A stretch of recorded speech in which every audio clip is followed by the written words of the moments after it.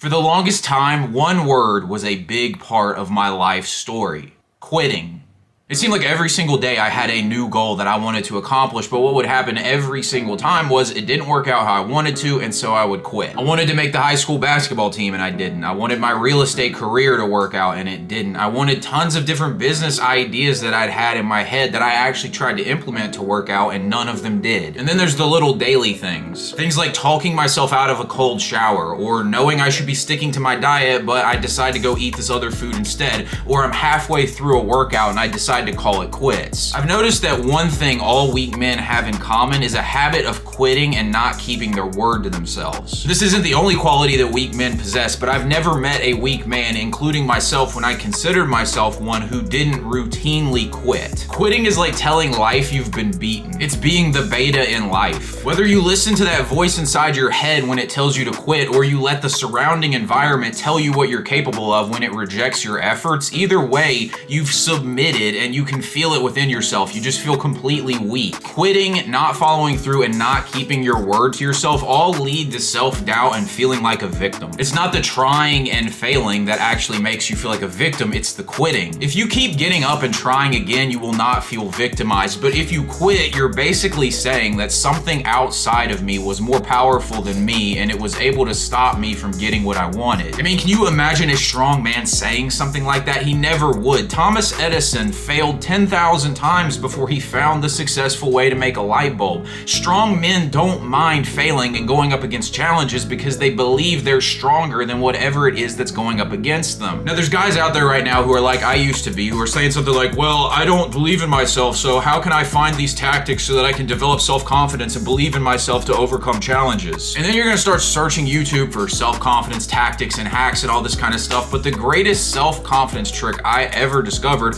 did not come from a video. Until now, because I'm about to give it to you. Strength and self-confidence did not come when I won. It came when I failed over and over and over again, and I found a part of myself that I didn't know existed. When you're a soft modern man raised in comfort, you experience things like anxiety and depression and low self-esteem, lack of confidence, and low ambition. But why is that? It seems counterintuitive. You would think the people who are actually struggling with these things would be the people who are facing constant adversity and really difficult situations in their lives. But what if being a strong man is actually a part of all of us, but it's hidden away? It lays dormant inside you, waiting for you to need it, but you never need it because all you're doing is playing video games and checking Tinder and fapping off and quitting every single time there's a bump in the road. And like muscle that atrophies when you don't use it, the strong man that you could be withers away and becomes smaller and smaller as that weaker version of you gets bigger and bigger. The greatest trick I ever learned to be a strong man and have self-confidence was to fail but never quit. Now, every time I failed, there was that weak man part of me that wanted to cry and feel like a victim and doubt itself and act like something was oppressing me and I could never achieve my goals.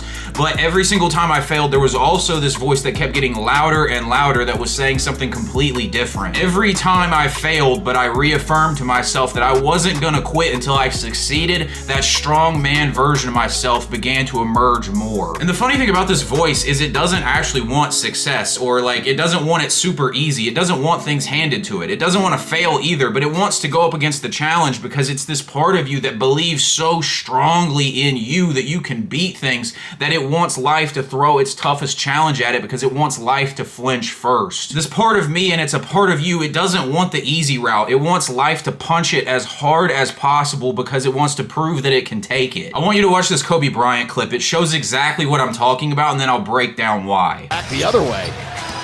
Young now. Look at Kobe, almost stopped playing, thought there was going to be a whistle. Now he's going to reorganize. He's alone on the right wing. What a move! What a basket! And the foul! Just look at this. He's down 1 with 3 minutes to go in the game, and he gets an opportunity at a wide open shot and just waits for the dude to come guard him. He doesn't want easy. He wants you to make it as hard as possible on him because he wants to prove to you that you still can't beat him no matter how hard you try. You see, you don't find strength as a man by winning and having things handed to you or doing YouTube tactics. What you do to find your strength is you go up against challenges and you don't back down from them. But most men are afraid of this. They want the easiest route possible because because they doubt that they can actually overcome a challenge, and because of this, the strong man never actually comes out. And you can see it in all these guys and how they carry themselves. Maybe you're one of them. These weak men carry themselves with no self-confidence because they never test themselves and prove they can overcome anything. If you want to stop being a weak man, you have to stop quitting and giving in. Every time you quit, you tell yourself you can't handle life, and that strong part of you that believes in you, that knows it can handle the challenge, fades further and further into the back of your psyche. And if you want a process to stop being a weak man and help bring that inner alpha out of yourself, I break down the entire process in this video right here and how I stopped being a weak man.